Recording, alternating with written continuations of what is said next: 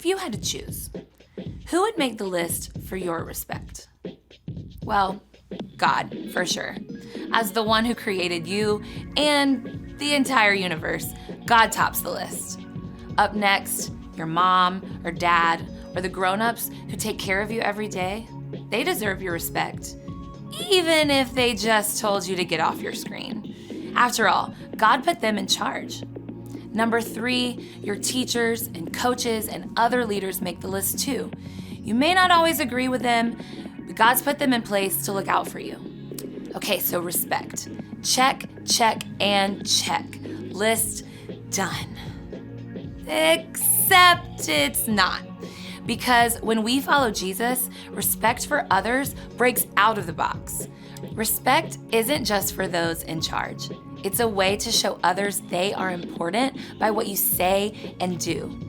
That goes for friends and family. But Jesus showed that our love and respect should extend to anyone in God's image, which adds up to, well, everyone. Jesus included those who were looked over and left out. Jesus said to respect even the people you don't get along with. And Jesus showed that the ultimate mark of respect is to give someone your time and attention. True respect is more than a list. It's a lifestyle. And when others see how you love everyone and put others first, they can see God shining through you. That's why respect is an amazing way to worship God with your life. Because worship is about more than just singing loud. It's all about living loud.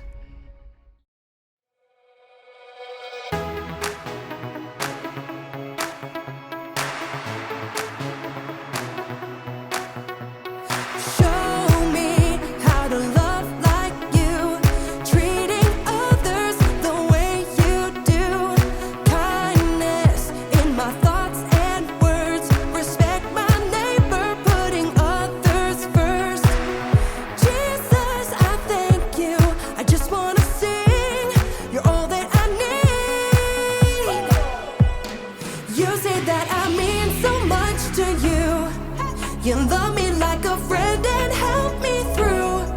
So I will worship you in all I do. So I live my life to show that I know you're everything to me. You're everything to me. You're everything to me. So I live my life to show that I know you're everything to me. You taught us a brand new way to follow you in what we do and say. Jesus, you are for us. Help us be more like you every day. Jesus, I thank you. I just wanna sing. You're all that I need. You say that I mean so much to you. You love me like a friend and help me through. So I will worship you in all I do. So I live my life to show that I know you're everything to me. You're everything to me. You're everything to me. So I live my life to show that I know you're everything to me. I'm gonna lift my voice to you. Jesus, you make me sing. I'm gonna live my life for you. You're everything to me. I'm gonna lift my voice to you. Jesus, you make me sing. I'm gonna live my life for you. You're everything to me. You say that I mean so much to you. You love me like a friend and help me through. So I will worship you in all I do. So I live my life to show that I know. You say that I mean so much to you. You love me like a friend and help me through. So I will worship you in all I do. So I live my life to show that I know you're everything to me. You're everything to me.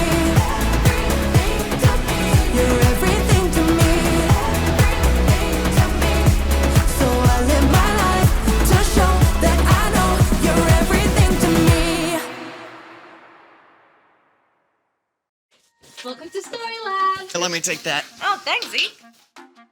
This week, we're talking about respect. While we take a look at the story of some guys who weren't used to being picked first for anything. Amaya, what is this?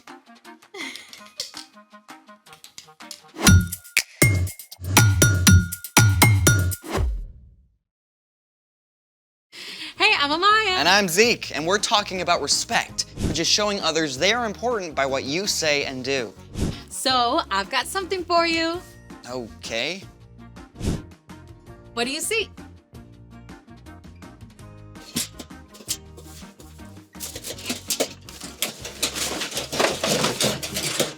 Trash. That's what I thought too, until I saw what my friend Abby does. Well, do I get to see too? Absolutely. I think she deserves a drum roll. Hey guys. Hey Abby, we're so excited to have you. Can you tell us a little bit about what you do? Yeah, so I make visuals to help people tell their stories. What kind of visuals? It can be anything. It can be a mural or string art or old clothes, and sometimes I make giant sculptures out of trash. That's cool. Is that what we're doing today? Actually, I had something else in mind. You gotta really look at your materials, so try it. It's crinkly. Yeah, exactly. It's crinkly, kind of like a peony petal is crinkly. Pirouette? It's a kind of flower. And so see this cardboard, how it's thick, but it's soft, so you can curve it around like a leaf. Yeah, I feel it. Well, how about this one? Oh, cool. See how in the center, it's like the shape of the inside of an anemone. And then what? It's a flower, Z. Oh, yeah, no, I was thinking some kind of sea creature or something. We could totally do that too, but today I thought we'd make a recycle bin bouquet. I love it. Let's make it! Hey, this is something you can do at home, so follow along. So we're gonna start with some of that trash that we dumped out. We've got a piece of an old shopping bag here, and again, you can feel how it can start to feel like a petal. A petal. Some old magazine clippings. What is this gonna be? That's gonna be the center of a sunflower.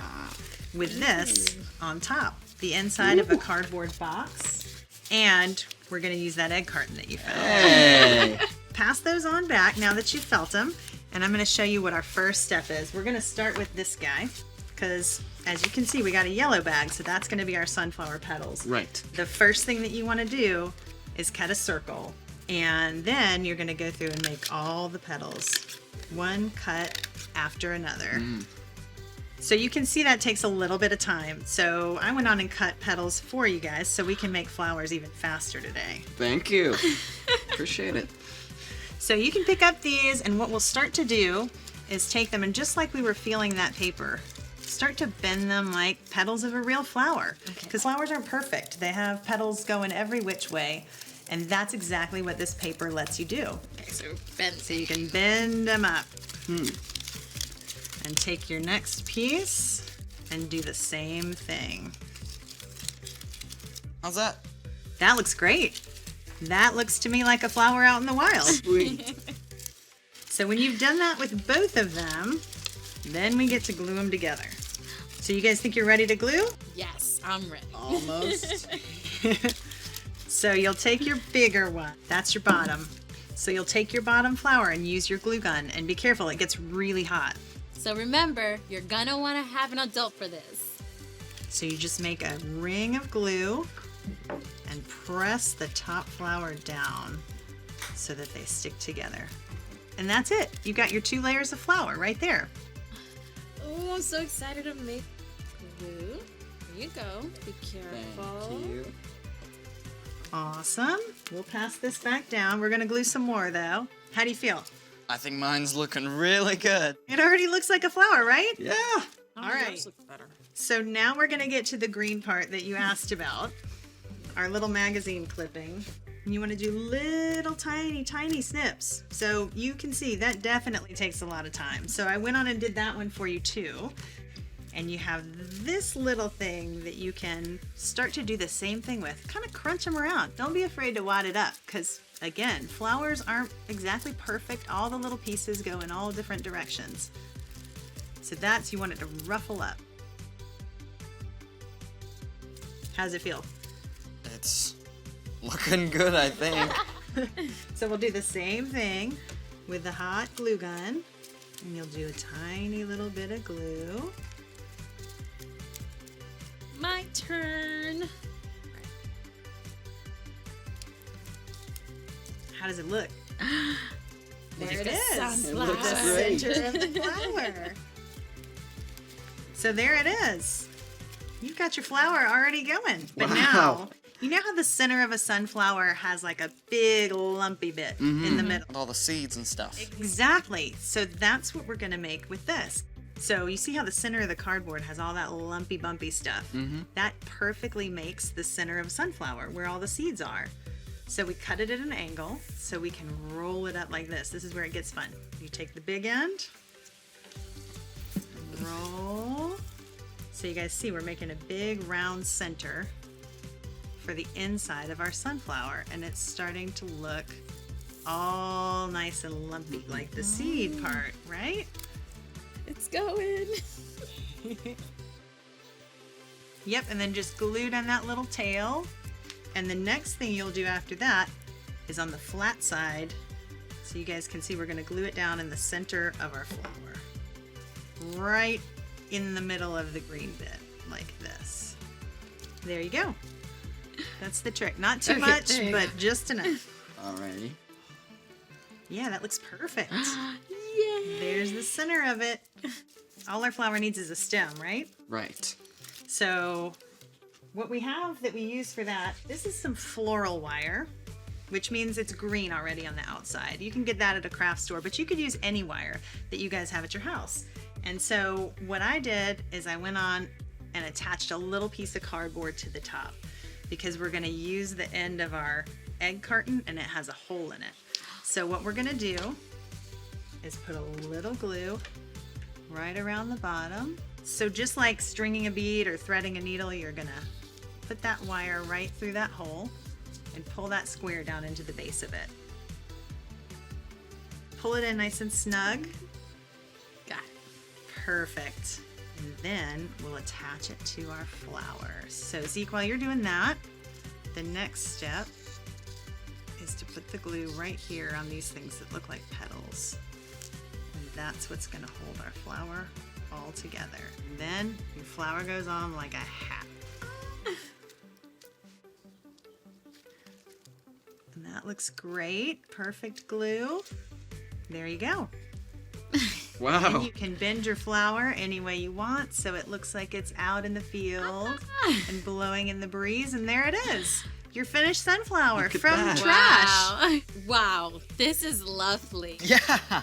It's amazing how you looked at a piece of junk and saw this. And what's super cool is we can do the same thing with people too. Like, people flowers? More like if you really see people and get to know them, then you can, see things that are overlooked, see the texture in everybody, see all of their quirks that makes every single person uncommonly beautiful. And that is exactly where we're going today. It's time for...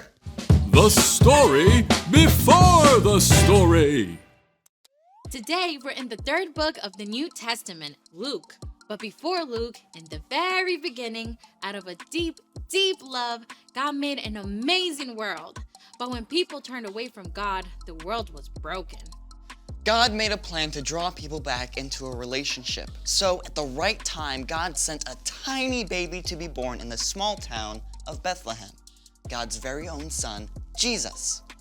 When Jesus grew up, he was baptized in the Jordan River. God spoke from heaven. This is my son, and I love him. I am very pleased with him. Which is where our story starts. Take it away. Hey everyone, I'm Brian. After 40 days in the wilderness, Jesus began to go from town to town, teaching and healing. Even though he's God's son, he didn't start out in the capital city of Jerusalem.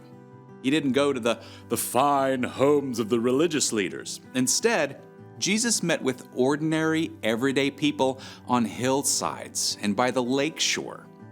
And he chose some of the most unlikely people to be his closest friends and followers.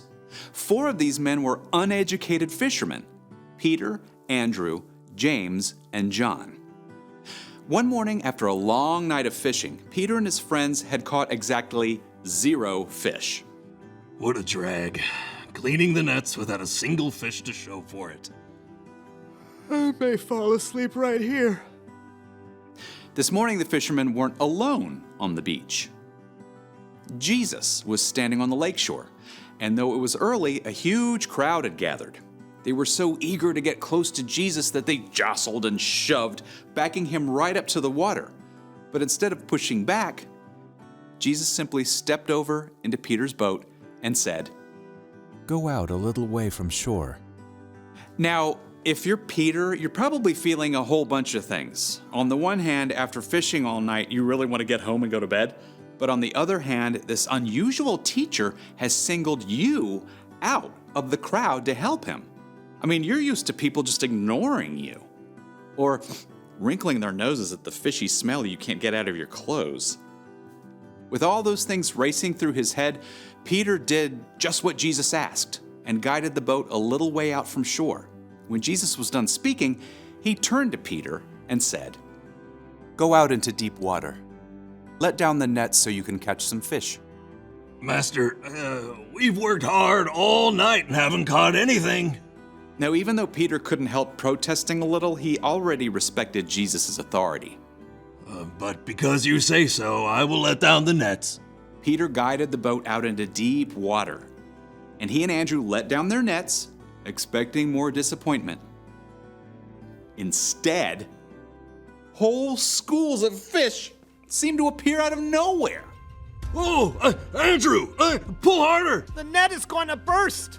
Peter called out to his fishing partners back on shore. James, John, bring the boat!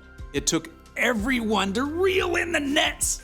Both boats overflowed with floundering fish. Back on shore, Peter was so overwhelmed, he didn't give a single thought to that massive haul of fish. Instead, he threw himself down at Jesus' feet. Go away from me, Lord. I am a sinful man. Jesus smiled at the group of ragtag fishermen. Don't be afraid. From now on, you will fish for people. The crowd must have been shocked to see Jesus choose these common fishermen as close friends and disciples. Right away, Peter, Andrew, James, and John hauled their boats up on shore. They didn't even stop to clean and sell all those fish. Jesus wasn't finished calling disciples. One day he stopped at a booth where a man named Matthew was collecting taxes. Okay, now, first thing you gotta understand, no one talked to a tax collector unless they had to. These men were hired to collect taxes from their own people for the Roman government. They would charge extra to cover their own salaries. I mean, everybody hated them for it. But Jesus walked right up to Matthew. Come, follow me. Everyone was shocked, including Matthew. But Matthew didn't hesitate. Something inside him just recognized that Jesus was special. He got up immediately to follow Jesus, and even invited Jesus to come to a dinner party at his house. At Matthew's home, Jesus shared a meal with tax collectors and others who were seen as outcasts. The religious leaders were shocked. They grumbled to Jesus' disciples. Why do you eat and drink with tax collectors and sinners? Jesus heard what they were saying. Healthy people don't need a doctor. Sick people do. I have not come to get those who think they are right with God to follow me. I have come to get sinners to turn away from their sins. Jesus wasn't worried about collecting the right followers or popular friends. Instead, he included everyone. Jesus chose to spend his time with people who saw how much they needed him, instead of those, like the religious leaders, who thought they were too important to need help. The end. I wonder who Jesus would talk to if he came to my school. That is a great question. It's like Jesus' teaching went beyond anything anyone has ever heard before. So, what's our part in the story? Every single person ever is made in God's image.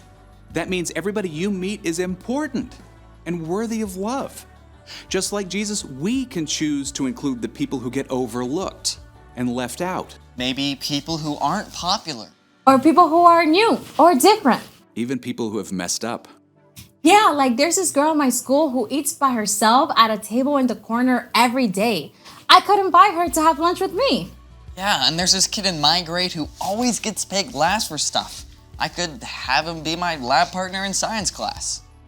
I think you guys have got it. See you next time.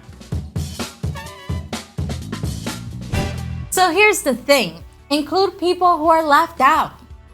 Hey, do we get to make more flowers? Oh, already on it. Wow.